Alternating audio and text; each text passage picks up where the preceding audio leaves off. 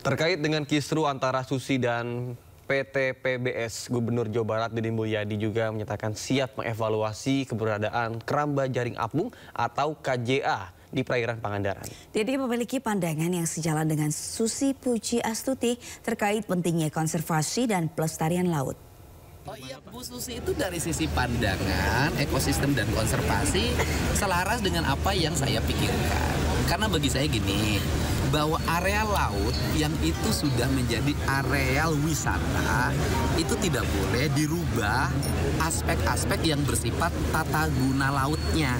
Artinya sudah aja menjadi hamparan pantai. Saya termasuk yang akan mengevaluasi kalau itu bertentangan dengan prinsip-prinsip ekosistem lingkungan dan keberlanjutan kawasan Pangandaran yang sudah tumbuh menjadi kawasan wisata.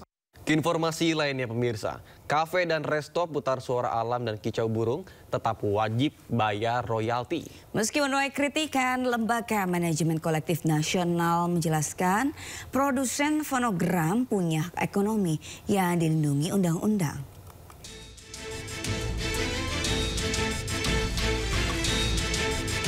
Pelaku usaha tengah menghadapi polemik penggunaan musik di ruang komersial, di mana mereka diwajibkan bayar royalti kepada pencipta dan pemilik hak terkait.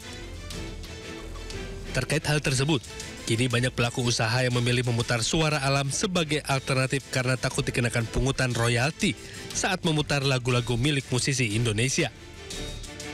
Musisi Anji menyoroti kebijakan Lembaga Manajemen Kolektif terkait suara burung yang kerap diputar di ruang publik. Ia mempertanyakan kejelasan pihak penerima royalti atas ambien atau suara burung yang diputar. Sebelumnya, Lembaga Manajemen Kolektif Nasional menegaskan bahwa rekaman suara alam atau burung tetap mengandung hak terkait, khususnya milik produser rekaman yang merekam suara tersebut. Nah, jika itu didengarkan secara alamiah dan langsung dari sangkar burungnya, ya, tidak ada perekaman di situ, maka juga itu tidak perlu bayar royalti. Tetapi bila mana ada fiksasi musik di situ, ya, yaitu fiksasi itu mengacu kepada merekam karya musik yang bisa dilihat dan didengar. Nah, jika ada fiksasi, maka di dalam sebuah karya rekam itu ada perlindungan hukum. Nah, siapa-siapa yang punya hak di situ? Yang punya hak itu adalah pencipta atau pemegang hak cipta. Sementara itu, meskipun suara itu bukan musik yang diciptakan komposer, namun jika bentuknya adalah rekaman fonogram yang diproduksi oleh seseorang atau perusahaan, maka tetap masuk dalam ruang lingkung perlindungan hak terkait.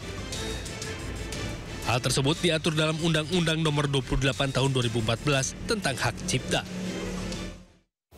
Pemirsa, Pusat Pelaporan dan Analisis Transaksi Keuangan atau PPATK mencium adanya transaksi judi online atau di dalam dompet digital atau e-wallet.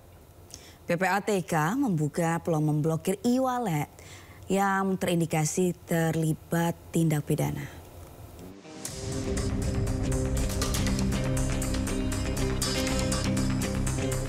Pusat Pelaporan dan Analisis Transaksi Keuangan atau PPATK membuka peluang memblokir dompet digital atau e-wallet.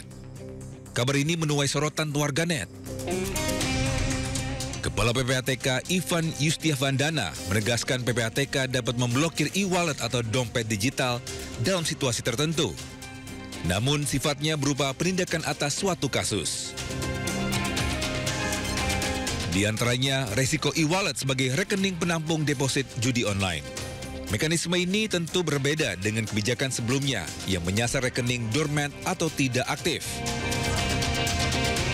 Sementara itu sebelumnya PPATK memblokir 122 juta rekening dormant atau rekening yang tidak menunjukkan aktivitas transaksi selama 3 bulan lebih dari 105 bank. Kini, seluruh rekening itu telah dibuka kembali.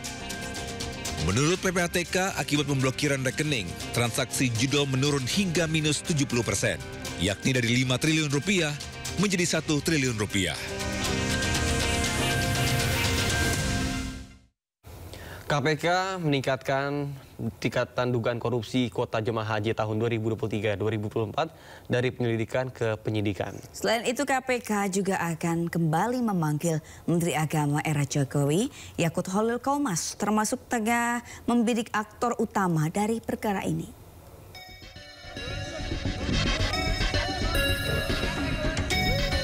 Bergerak cepat, hanya berselang 2 hari KPK langsung meningkatkan kasus dugaan korupsi kuota penyelenggaraan ibadah haji di Kementerian Agama periode tahun 2023-2024 dari penyelidikan ke penyidikan. Dengan peningkatan status perkara ini, artinya KPK telah menemukan peristiwa yang diduga sebagai tindak pidana korupsi. Menurut Deputi Penindakan dan Eksekusi KPK Asep Guntur Rahayu, walaupun belum menetapkan tersangka dalam perkara ini, namun KPK akan kembali memanggil Yakut Holil Kaumas. Kita juga akan jadwalkan untuk pemanggilan terhadap beberapa pihak, termasuk saudara YCK. Selain berencana memanggil kembali Menteri Agama era Jokowi itu, KPK juga telah mengincar sang aktor utama sebagai pemberi perintah dalam pemberian kuota haji yang tidak sesuai aturan.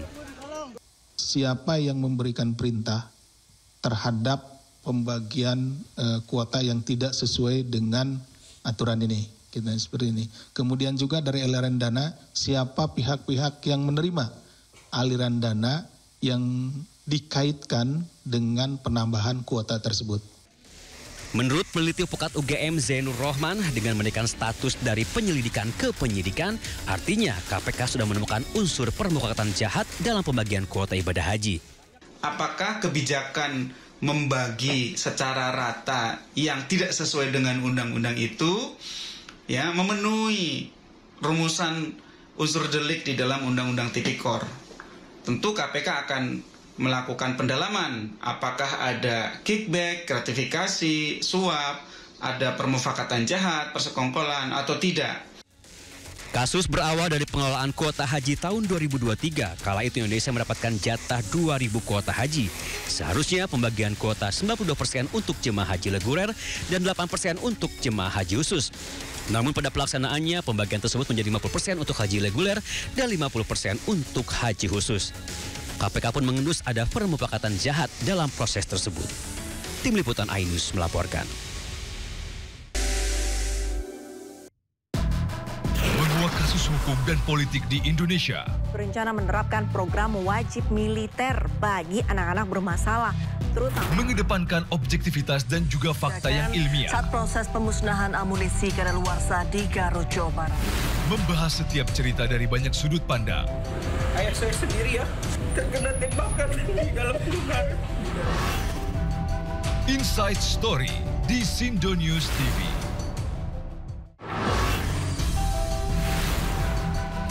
Ditenggarai dia itu karyawan di Kemenlu juga. Dan saya mendapat info dia mengambil cuti di luar tanggungan. Saya kurang tahu apa penyebabnya mengambil cuti di luar tanggungan. Bagi misalnya ada informasi atau apapun yang masukan diberikan kepada pihak penyelidik, ya silakan. Inside Story Investigasi, Minggu pukul 7 malam di Sindo News TV.